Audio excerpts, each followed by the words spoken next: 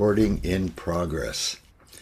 So I wanted to start with a little piece that I shared some months ago, but it's such a good piece I wanted to share it again.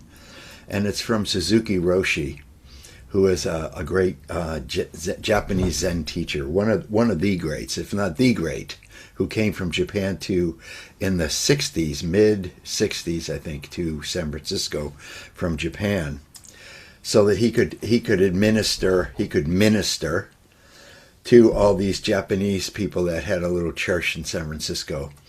But then all these like long-haired hippie people started hearing about this really cool teacher teaching something really amazing called Zen Buddhism, and they started coming. And then the other older Japanese people were a little uncomfortable by these long-haired hippie people, and they left one by one until it was all the 60s people. And that turned out to be his big ministry, was to them. So they built a huge center. They built a big center in the country too, Tassajara it's called, out in, I think, in the Sierras. And so that was the first time they had a retreat center in the country too, and the first time they had men and women retreating together, which wasn't done in Japan. So he was a real catalyst. So he has about 3 books out of his collected. When he would give public talks, they would record them and then write them down and clean up his English. So this is one called Be Kind to Yourself. I want you to have the actual feeling of true practice, because even though I practiced Zazen when I was young, I didn't know exactly what it was. Partially that was because traditional Japanese culture, they didn't explain a lot. Just like I mentioned my first Taiji teacher was traditional Chinese, and he never explained anything. We were just to follow him. So sometimes I was very impressed by our practice at Ieji and other monasteries. When I saw great teachers or listened to their lectures, I was deeply moved, but it was difficult to understand those experiences. Our aim is to have complete experience or full feeling of each moment of practice. What we teach is that enlightenment and practice are one.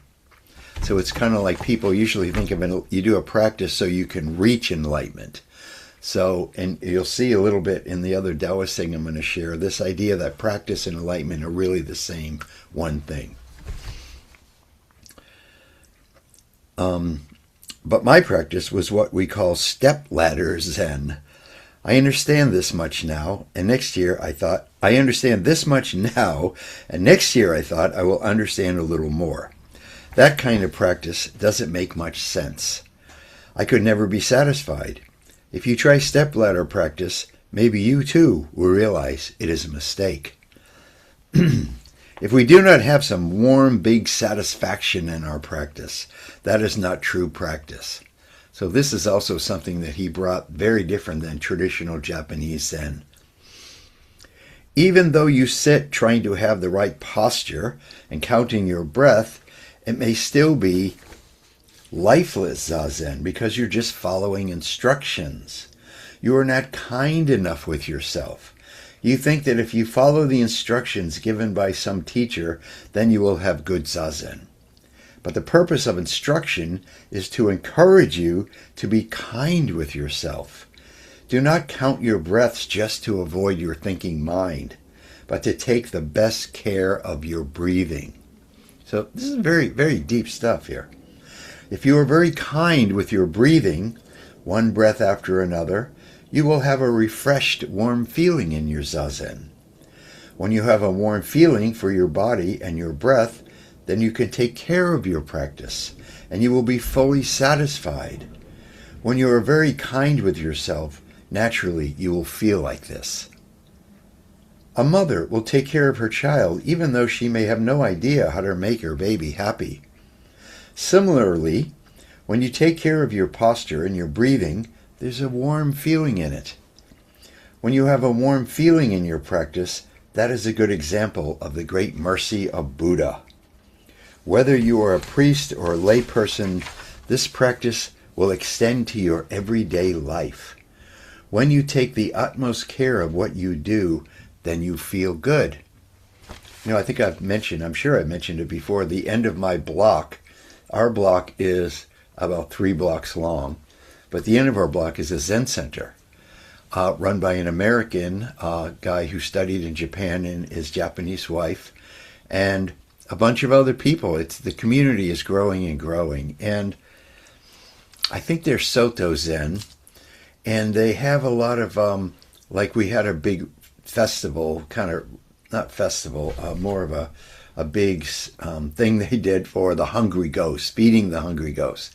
And they have different things during the year, and they invite everyone in the neighborhood and all the people in the Sangha, even people that aren't part of the Sangha like me, but are in the neighborhood.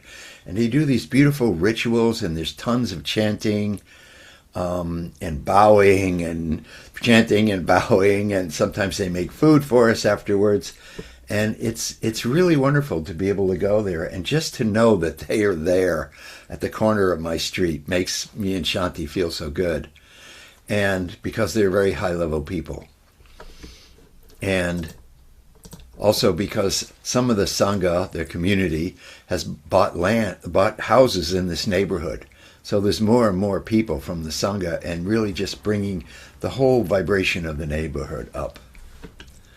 Oh, I saw Piers for a minute, and I thought I let him in, but now he's not showing up. I must have hit the wrong button. We'll see if he comes back. There he is. Oh, he's here. I'm sharing something, Piers, from Suzuki Roshi. You may think you are very warm-hearted, but when you try to understand how warm, you cannot actually measure. This light is a little funny.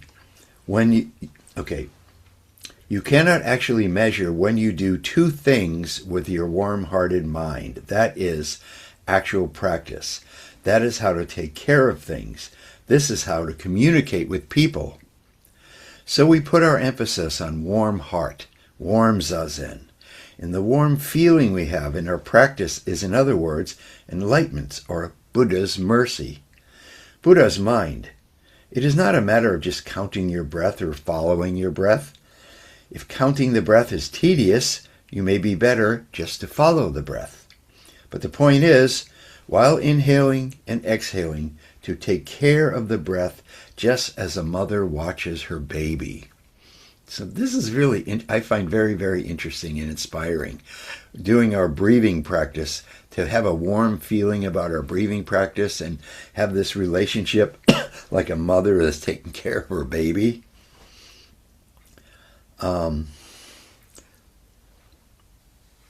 If a baby smiles, his mother will smile. If a baby cries, its mother is worried. That kind of close relationship, being one with your practice, is the point. I'm not talking about anything new, the same old things. Our monastic rules are based on kind, warm-hearted mind. I love that, warm-hearted mind. The idea is not to restrict your freedom, because there's a lot of rules, what we call monastic rules, but rather give you freedom to behave and act in your own way. It is not so important to follow the rules too literally. Actually, if you break a rule now and then, we will know what is wrong with you, and your teacher, without criticizing you, may be able to help you more accurately. This is how to improve your practice in order to have a good control over your desires in everyday life. Then you will have big freedom from everything. That is the goal of our practice, both for priests and for lay people. Please take care of your practice. Be very kind to yourself. So I thought that was especially beautiful and especially important to understand when we're doing our practice. We do a lot of following the breath, right? Counting the breath. We usually think of it as sort of a centering practice, a way to quiet our heart, mind. But this idea of having this warm, loving feeling for our breath and our practice. So the practice and enlightenment are the same thing. The practice and reaching immortality are the same thing. One, not two. Okay, so this piece is from Huaching Ni.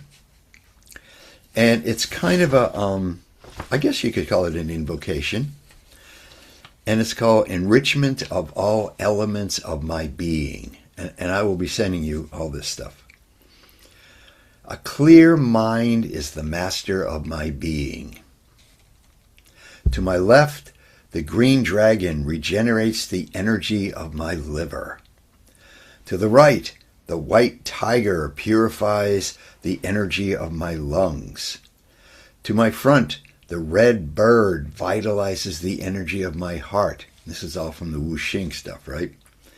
At my back, the black turtle restores the energy of my kidneys and bladder. To be content and happy is the function of my spleen. So this is part of that Taoist thing, that these organs have different attributes. To be content and happy is the function of my spleen. To explore and be free is the function of my mind. To be active yet serene is the function of my body. To perceive brightness is the function of my eyes. To hear sounds is the function of my ears. To take in vital energy is the function of my mouth and nostrils. To express the truth is the function of my tongue. To cut and chew is the function of my teeth. To enjoy peace is the energy of my goal. To work and create is the energy of my hands. And you will see I've been painting. To move and dance is the function of my feet. Let me throw something in. There's a great band you could see on YouTube called Ezra Collective. And they're just a rockin' hot kind of jazz funk band. And they have a song with words. I'll send you the link to this. And the name of the song is God Gave Me Feet for Dancing. And the lyric is, God gave me feet for dancing, and that's exactly what I'll do. And they have this great video of these two people dancing. Not a formal dance, they're just wearing funky clothes, and it's more of a conversation they're having with their dance. It's quite beautiful. I'll send you guys the link. That just reminded me, to move and dance is the function of my feet. To cling and unite is the function of my desires. Forests and trees correspond to the energy of my hair, which is kind of like Pangu, which I talked about, the Chinese creation myth. Pangu, his body became various parts of the earth. Rivers and waterways correspond to my intestines. Lakes and seas correspond to my abdomen. And all good energy flow from Guan Yin's vital origin, the center of my lower abdomen in my lower dantian. And Guan Yin is the goddess of mercy and compassion, she who hears the cries of the world. Correct functioning and positive energy are expressed through each organ. So this is the part that gets a little esoteric, that I have not found this kind of teaching anywhere else. This idea of correct functioning and positive energy expressed through each organ. Every part of my body corresponds to every part of the universe. And Taoists say that we are a microcosm of the macrocosm of the universe. Before the manifestation of my life, Tai Chi is the origin. Tai Chi, not the exercise form that we do, but the Wu Ji breaks the oneness. Tao, the one, gives birth to the two. And, no, what am I saying? The Wu Ji gives birth to the one. The one is the Tai Chi, and then the Tai Chi breaks into Yin and Yang, and then Yin and Yang break into the three treasures, and the three treasures break into the whole universe. After my birth, heaven and earth became separated. So this has to do with that idea of the pre-heaven state. When we're born, we move out of the pre-heaven state. So in that way, it seems like heaven and earth separate. I have the duty of self-regeneration. So we want to bring that all together into one again. I merge with the great Tao. Once my energy is cultivated and refined, I will find assistance if there is difficulty and help if there is resistance. From Spirit World. If I am in harmony with the natural functioning of the universe. When I look for help, positive energy will respond to me. The sublimation and refinement of my essence brings the opportunity to ascend to the highest heavens. The authority is given to me by the integral spiritual realm of universal purification and integration. So that's another one of those invocations that are so cool from his book, Workbook for Spiritual People. Workbook for Spiritual Development. It used to be called Workbook for Spiritual Development of All People. And this is a short little piece that I found on my computer today, and I don't really know where it's from. The Venerable Lord, who's probably Lao Tzu, said, "Empty your mind, let go of its contents!" Exclamation point. All these lines have exclamation points. Make your mind no mind. Get rid of all things. Concentrate your mind. Make it unmoving. Pacify your mind. Let there be no fear. Make your mind tranquil. Keep it from chaos. Straighten your mind. Get rid of the crooked. Cleanse out your mind. Eradicate the foul. Once you have rid yourself of all these, the following four minds will shine forth. An upright mind, no more reversal. A balanced mind, no more high or low. A luminous mind, no more gloom or darkness. A pervasive mind, no more hindrances. These four minds will begin to radiate naturally. Words are too coarse to explain. Imagine it for yourself. And the last line is, knowing Tao is easy, trusting Tao is hard. So that's something I need to think about, what that last line means. Knowing Tao is easy, trusting Tao is hard. Maybe knowing Tao intellectually, these practices in Tao, but then actually doing the practices and trusting and immersing ourselves in it, that's what can be challenging. So, any questions about any of that? No? Good. And I have a short piece. We're just sort of going through this stuff really fast. This is from my new teacher, Vitaly Filbert. It's just one page. And this kind of goes along with that idea of the practice that Suzuki Roshi was talking about, the practice Hua Qing Ni is talking about. And here, this is from a book called, it is volume 26, and it is a translation of, Bai Yu Chan, ancient teacher from Tang Dynasty, I believe. The principles for cultivating the mysterious. Mysterious is capitalized. Goes back to that idea of mystery within mystery, the gateway to all marvelous wonders from Lao Tzu.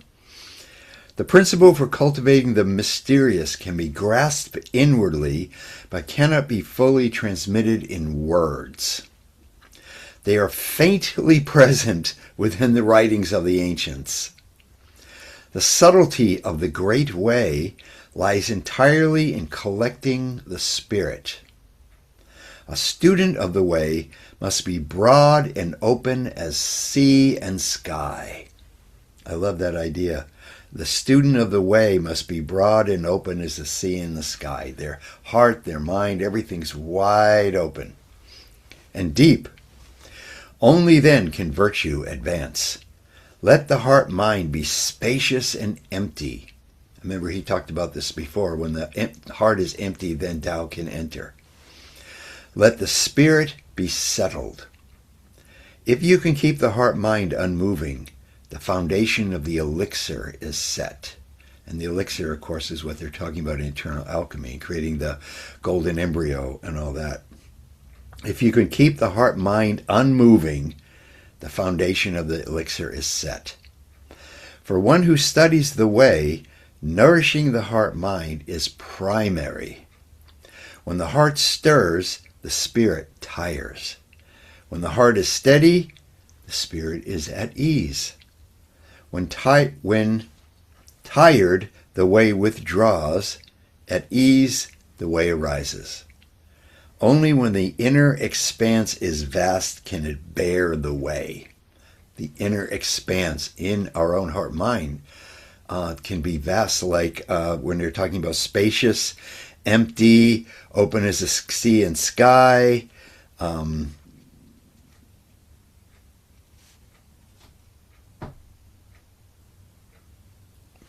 Inner expanse is vast, yes. Okay, the boundary between transcendent and ordinary, the paths between human and ghostly, or you could say Hun and Po, these depend entirely on practice. Yet practice is like catching a cunning hare. Relax a little and it slips away. Press too hard and it dies. You must seek it within emptiness. Otherwise, what practice is there to speak of? One who studies the way must first know the method of gathering the heart-mind, and only then speak of practices of stillness. If you wish to learn the mysterious work, first make a habit of closing the eyes from time to time within a day. Sit quietly for several short periods and then come ask about the way. So that's kind of nice. This is, there'll be more about this in a minute. Spirits settled. This is the inner move. When events arrive, the heart responds. When events pass, the heart comes to rest. So it's almost like the mind too. When things come, challenges come, things start moving, and then when it's over, some people just hang on to it. And here he's saying, when the events pass, whatever they are, good or bad, the heart comes to rest, ideally. Doing, this is very interesting, this line, doing is the foundation of non-doing. Establish method, then allow naturalness or zeren to operate. So we talk a lot about in Taoism about wu-wei, non-doing, but it's sort of like to really understand wu-wei or to live our life wu-wei, we have to start practicing it. And in order to start practicing something, that's a form of doing, right? It's not a form of not doing. We start this form of doing so that we can really understand and follow the way of not doing. Does that make sense? I think that's what he's saying here. Although I've never seen it quite spoken this way. Very interesting. Gathering the heart, Shoshin, before formal quietude. So even before we start breathing, even before we close our eyes, sometimes even before we sit down on the chair, the mat, whatever we're doing at our practice, we gather our heart, gather ourself, gather our mind, gather it, and let go of everything else that's happened before and will happen after. Just gather it all in one place at one time. The Japanese call Ichigo Ichi, this one moment, this one vast eternal moment, will never come again in exactly the same way. So we should pay attention and enjoy this moment. In movement, one becomes vague. Better that the heart abide long, quote, in the cavity. The, quote, cavity is the living body field. We might call it one of the elixir fields, or possibly all three of the elixir fields. Before chasing exotic stillness, learn to collect attention back into the body. Soft jaws, relaxed abdomen, aware spirit, until the mind no longer flies outward at every sight and thought. Only then does quiet practice bear fruit. So he's saying before chasing, he calls it chasing exotic stillness, this idea that our spirit, our mind, our heart, everything is so still when we're doing our practice.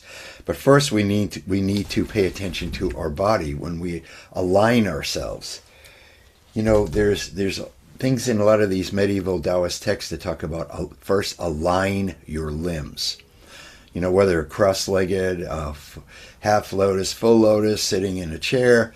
And I actually have seen it translated, I won't say by who, but as of smashing the limbs for some reason, which sounds very different.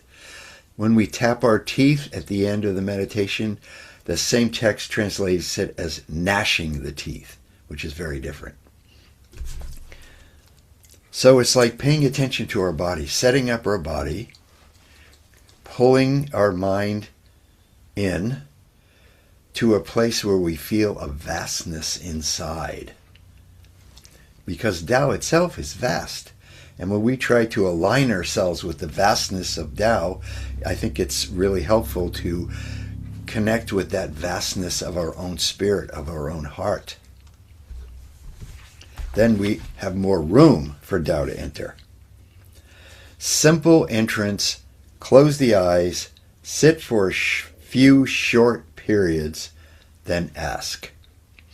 And from the commentary, this one paragraph, from time to time, close the eyes. Within a day, sit several short sessions. Bai deliberately lowers the threshold. A few sincere, quiet sits, eyes gently lowered, breathing unforced, awareness gathered, do more than long, strained marathons. First, do this, then ask questions. The practice answers what words cannot. Pretty good stuff.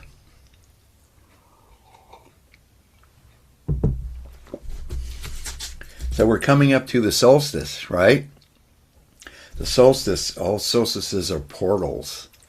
It's not just a number on a calendar, right?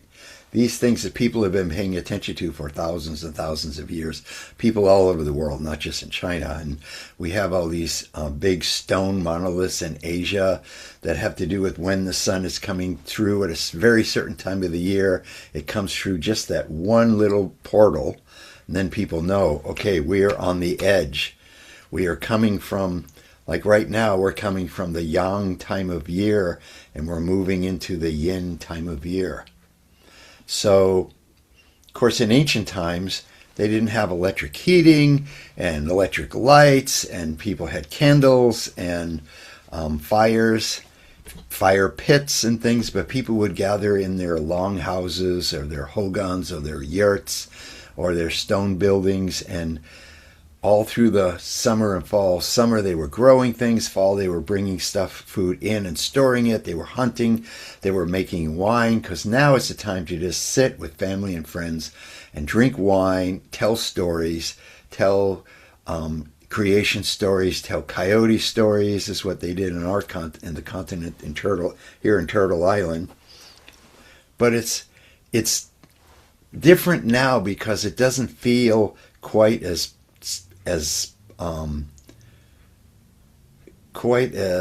powerful. When the light is not being the same in the winter. Here where I live, Pacific Northwest, it rains almost every day. It's been raining every day for weeks. Every once in a while we get one day not rain. And it'll do that for weeks. Other places it snows. And well, the tradition is we turn up the thermostat, we have more lights. But sometimes it's good to not have the thermostat pulled up and to bundle up a little bit, or maybe to just have some low lights and kind of have a feeling that we are entering into a new realm. The yin time of year, a time to start paying more attention to what we put into our body and not to get to bundle up when we go outside in the cold. I don't know, DC, if it ever gets cold in Las Vegas. Maybe at night. Does it cool off at night? Oh, some desert places I've lived like in New Mexico cool off quite a bit at night. But so especially say you're living in Las Vegas where it's summer all the time, but there's still this inner clock that changes in the winter time. And if we pay attention to it, we may find that the way we relate to people and what our activities are maybe change just a little bit.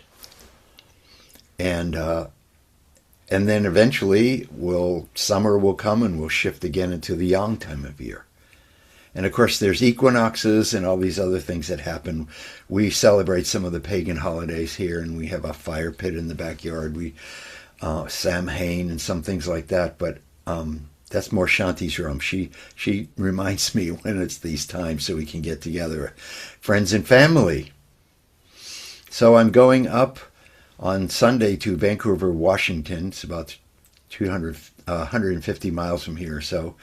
And for Shanti's family gathering, and we're doing it on the solstice. I'm not sure why, but I think it's kind of cool that we're doing it on the solstice. And she has some people driving up from California. She has people coming from Eastern Oregon, and all my family are way back east, New England and such. And I'm not really in touch with most of them.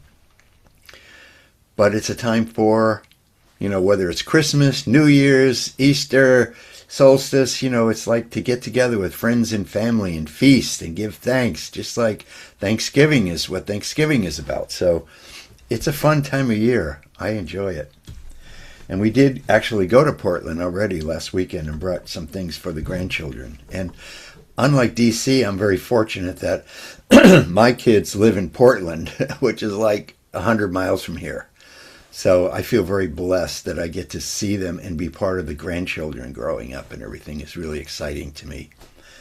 To see my progeny's progeny and to see how it goes down, it's really pretty exciting. I don't know if any of you guys have grandchildren yet. Maybe not, because your daughters are in college. Maybe they don't have grandchildren. You don't have grandchildren yet. Yeah. It's pretty fun to see them. And I mean, it's pretty fun. Any of you here who are parents, my kids were born at home with midwives, so we were right there when the babies came out, and then to just watch them grow from infants into children with their own opinions and ideas, and then grow into teenagers, which can be difficult years also, and then to see them become adults and see what kind of things choices they're making in their life, and then for them to have children, and then watching them grow up. It's really pretty fascinating. I mean, this has been going on for millions of years. It's not a new thing, but I find it very fascinating. And I have 5 grandsons and 1 granddaughter who's the quintessential little girl who loves unicorns and rainbows and fairies, and never walks anywhere, skips everywhere. The only time she ever walks is when she's acting out and they say, go to your room. Then she'll walk slowly down the hall. But otherwise she's skipping around everywhere. And she was almost 3 months premature, and there was a lot of medical problems, and her mother almost died. She had to be resuscitated 3 times, and she was bleeding so much that they had to refill her whole blood supply 3 times over until they ran out of blood in the hospital. They had to go across town and get more, so they couldn't warm enough, so it was really cold too. So when she woke up, she was freezing. But they saved her life. They saved the little girl, and she's super bright and intelligent and is prone to fever sometimes, but other than that, she's great. So enough bragging about my grandchildren. Does anyone here want to say anything about your children or grandchildren? I'm sure some of you, I know Joni has at least 1 daughter. DC has a couple daughters. Isn't it amazing to watch them grow into adults and see what they do with their life? My daughter is 56. She's only 20 years younger than me. She's how old, did you say? 56. She's 56. 5'6". Wow. None of my kids are that old. I was young. Very young. Yeah. I was a young mother, yes. Mm. And we kind of grew up together. Mm. Mm. Yeah, Once she reached, she was past young childhood. People thought we were sisters most of her earlier years until the last 10 or 20 years, really. Um, and I grew up a lot in order to be a mother. Mm-hmm. Yeah, yeah, yeah. And she's not had children and Uh-huh. uh, isn't in a position now to health wise to have Oh, any. So oh, that hasn't been a part of my yeah. experience. But yeah, so part of me was observing her growing, and Mm-hmm. part of me was trying to keep up. Mm. Wow. And Yeah, you're still close? yeah, we've had our challenges, but at Yeah. the moment, I'm living with her. Oh, okay. While I just rented I sold my place. I moved Yeah. in with her. I rented a place, but I'm trying to stabilize my health enough Ah, to get moved in there. okay. But yeah, we've come to be very, very close. Uh-huh. And Piers, you live with your mother, right?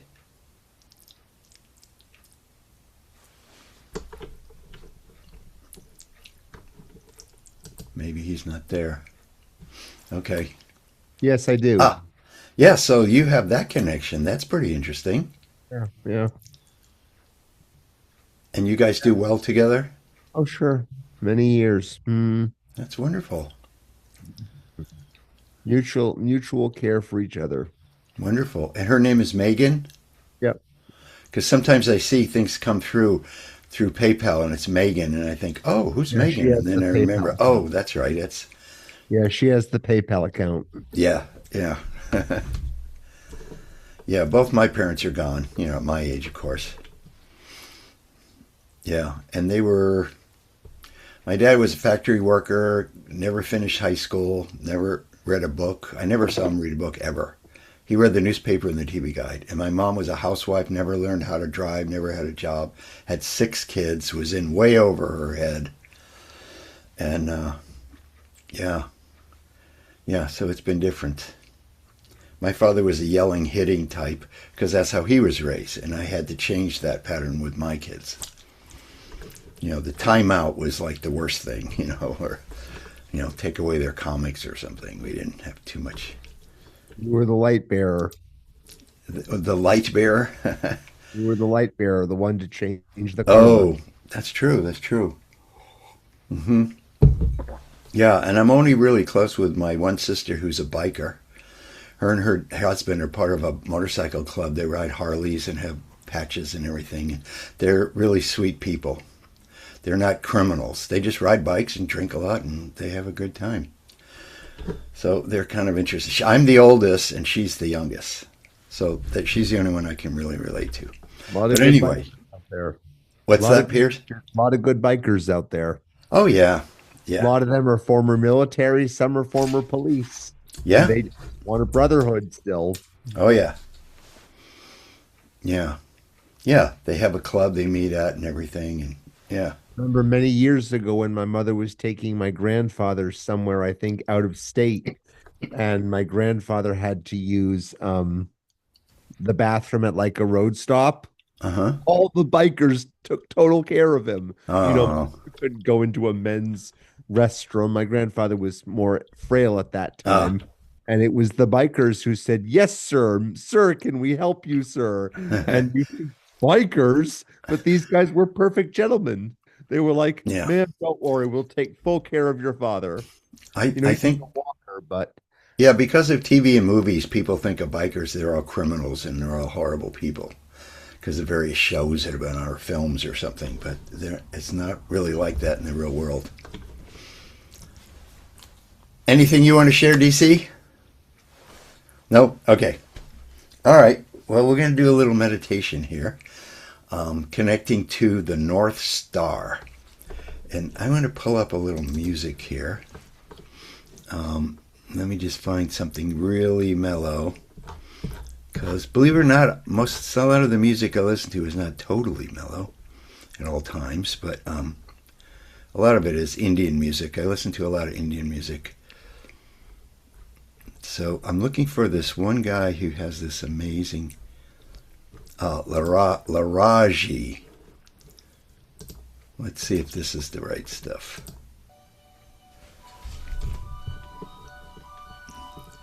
Wait a minute, that's not. Where do you get your music? Do you go to All over the place. I YouTube? download it. Yeah. And let's see, is the sound on? Yes. This is actually this guy who plays an auto harp, but he's got different pedals on it. So it sounds like this really spacious sound. And he used to just play in like the park in New York City. This African American guy with this auto harp. And then some famous musician, David Bowie or somebody like that, came upon him and brought him to the studio to record. So now he has a number of recordings. So this is my favorite. It's just 2 pieces, the whole thing, and it's just really chill like this. And is this a good volume, guys? You can hear me speak, but you can hear the music a little bit. Yeah, works for me. Okay, all right. So Taoists are big on connecting to stars. You know, the original Taoist people, of course, they didn't have books about the liver channel, the lung channel. They had to discover it all themselves. And it wasn't done in a Confucian society. It was illegal to do vivisection. What's that called when you're cutting up bodies to look inside? Sometimes people would go out after a war on the battlefield and they could look at people that were open, but mostly the energetic pathways, the channels, they went inside and then tracked them. Where the liver, like the kidney starts at the bottom of the foot and how it comes up the leg, and all the ones that go around the nose and connect to each other, of all the 12 organs. And then there's 8 extraordinary vessels, they're called.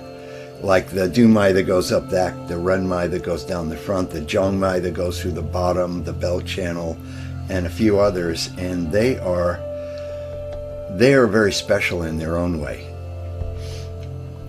So by watching the stars and how the stars move and figuring out the star patterns and finding out what stars had the most power over humans and animals. They would watch how animals were also affected by stars. And so there's a big thing with the North Star, the Big Dipper and the North Star. So this is one where we're going to be bringing a light from the North Star. So we're sitting in our chair, sitting up straight, or if you're on a cushion. And what was it, the lines that we were saying? Gathering the heart before formal quietude. So even before we start breathing, before we close our eyes, or maybe right after we close our eyes, we start gathering in our heart, mind, essence. Gathering it inside, where it opens to, it's like the outer world, which is vast. And then we start moving into the inner world, which is equally vast, if not more so. Vast and spacious is what the Taoist master said. So we, in our mind's eye, okay, let me stop for a minute. Breathing, being kind to our breath, being warm to our breath, having a warm feeling about our breathing. Just practice that for a few minutes.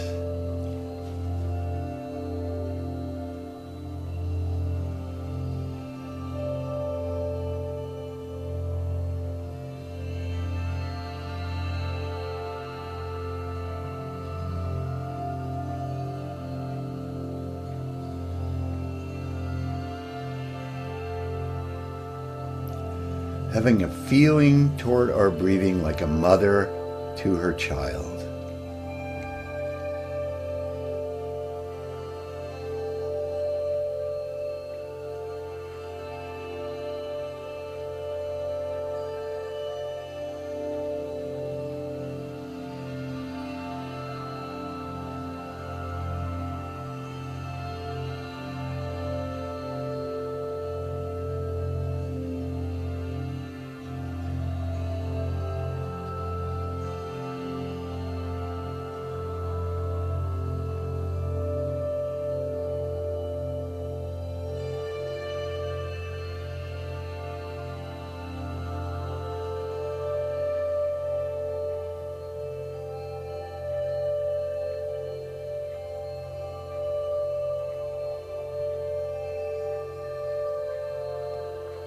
And picture above us like we're sitting in a meadow at night in the dark, and the stars are all arrayed before us in all their glory. This vast canopy of blazing stars.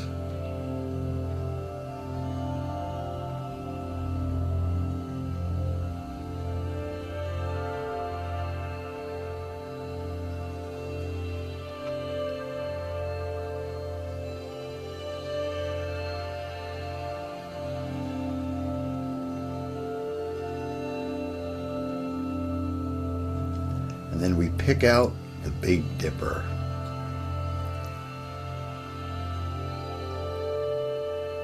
And the North Star at the very end of the handle.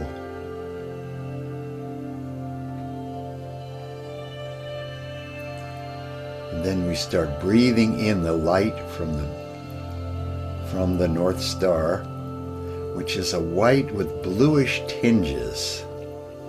And of course, we breathe that in through our Bai Hui, that part of our body that connects to the celestial realm. So we feel it kind of oozing into us, not sharp, but very soft, a soft yet very powerful light coming into our upper Bai Hui and starting to fill our whole body. We feel it slowly spreading down through our whole head,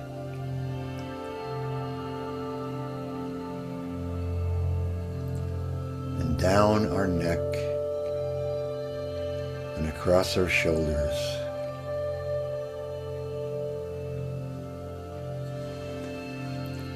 And down our arms,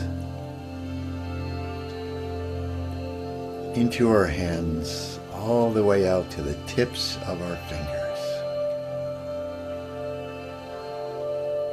And at the same time, spreading down through our chest, our whole torso, down into our lower elixir field. Everything lighting up with this very soft white light with a bluish tinge.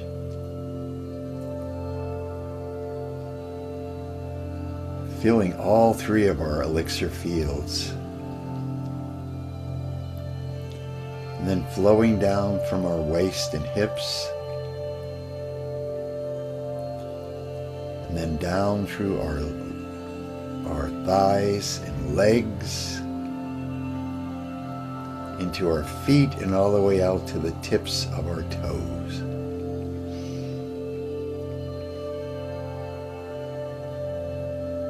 So if we are sitting in a meadow with no electric lights around,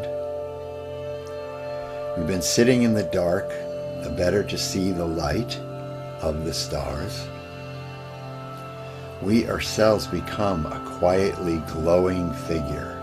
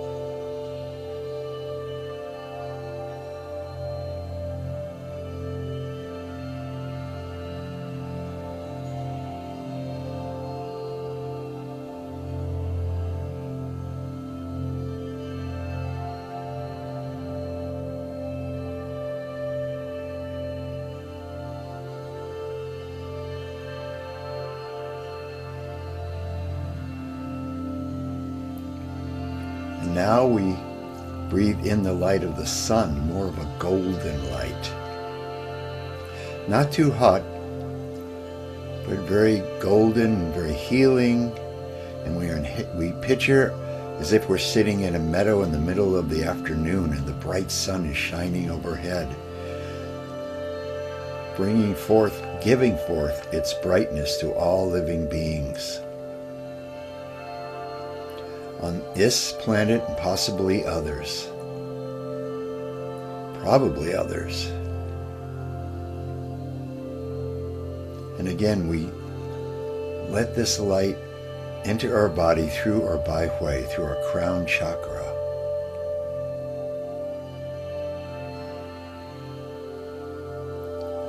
Now instead of the white with blue tinges, it's a golden color filling our whole head.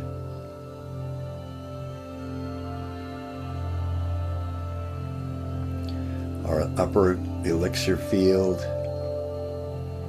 and then flowing down our throat, and then across our shoulders, down our arms,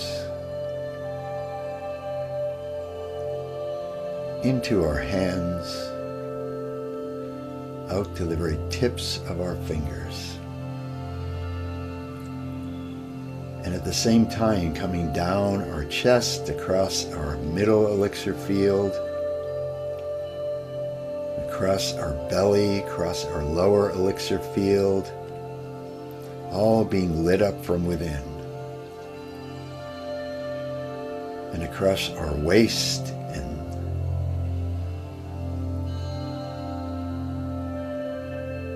and across our thighs, and down our legs, and into our feet, all the way out to the tips of our toes.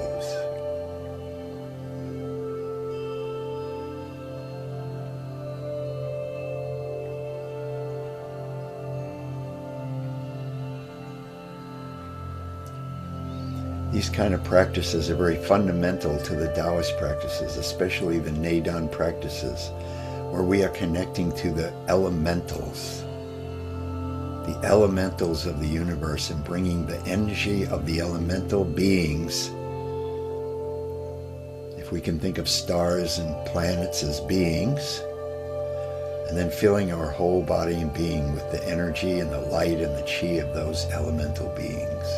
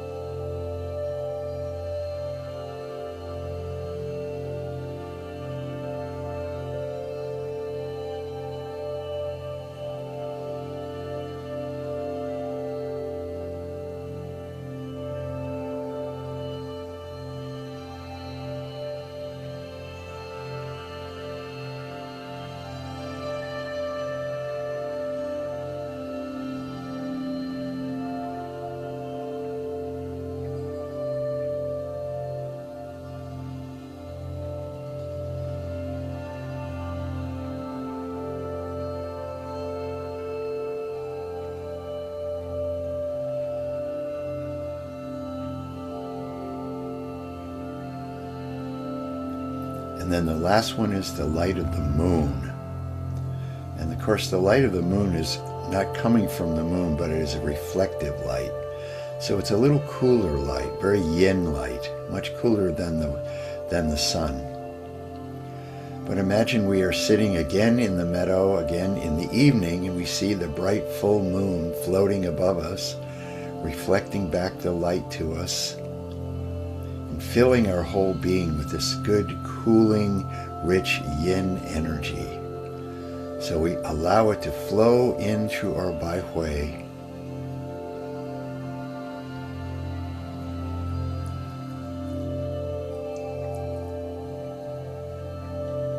And then down through our whole head and face and upper elixir field.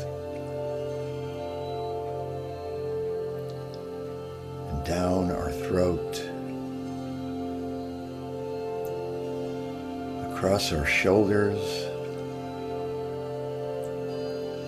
Down our arms. Into our hands. And out and all the way to the tips of our fingers. And then down our chest across our middle elixir field. Across our abdomen, our lower elixir field. Lighting up all the points along all the channels and all the meridians and all the various fields and acupuncture points. Everything is being filled with this cool yin light of the moon. Across our waist and down our thighs. And then down our legs.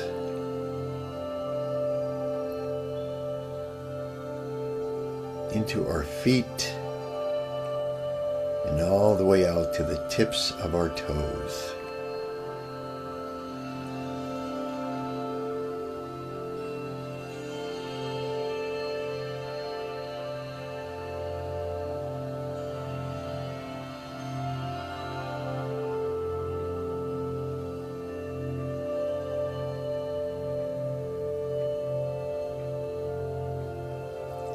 We feel our whole body and being filled with these three different lights. Sunlight, sunlight, moonlight.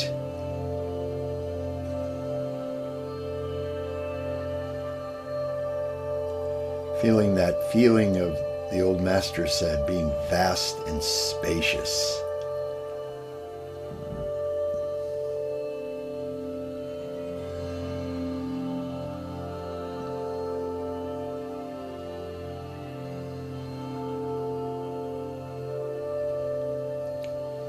And when we move out of this class, this time we are together, just as the rest of the evening goes, see if you can still connect to that feeling of the starlight, the sunlight, the moonlight, all settling into your body and being.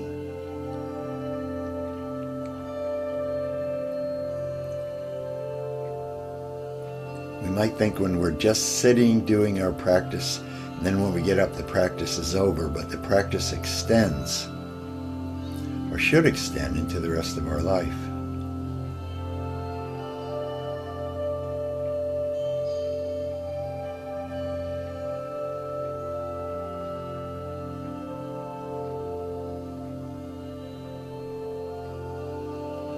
It's kind of a chance for us to experience ourselves as multi-layered, multi-dimensional beings that we really are.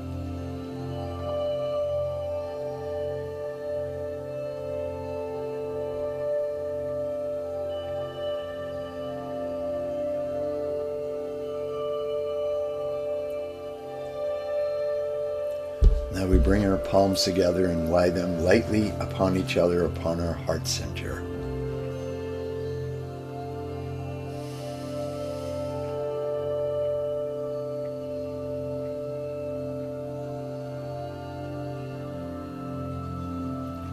And kind of get a feeling of how well fed we are. Just with the air we breathe and the food we eat, but by all these beautiful energies, these elemental energies of the stars, the sun, the moon.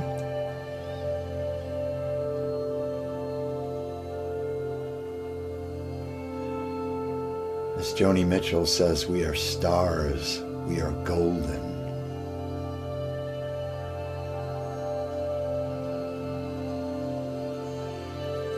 And part of the goal of these practices is to get ourselves back to the garden.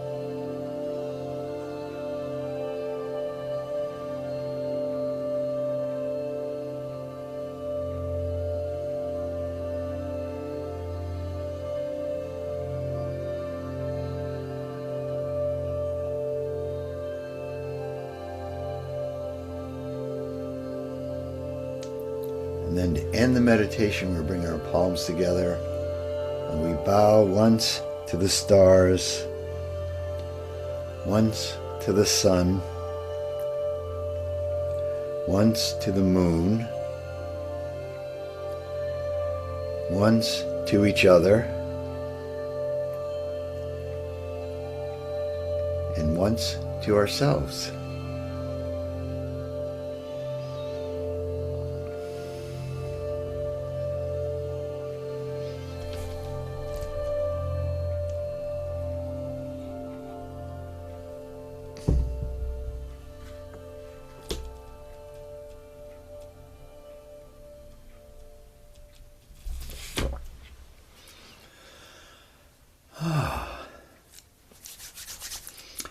Okay, folks, tonight's the last night in this series. I've already heard from a few of you.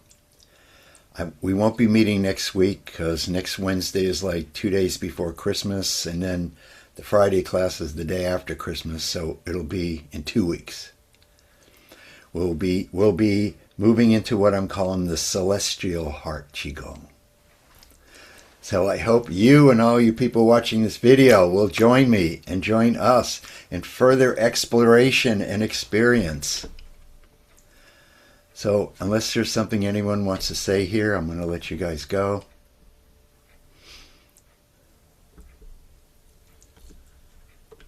Happy holidays. Everybody's did you hear good? me? Oh, Joni, Did I you can't hear you. Oh, because I have the volume turned down. I always forget about that. Let me turn the music off. There. Now I can hear you. Just was wishing you a happy holiday.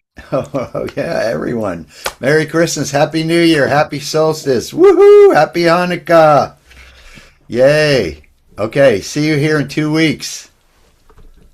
Have fun in the meantime. Okay, let's see. Stop Enjoy your recording. solstice. Thank you.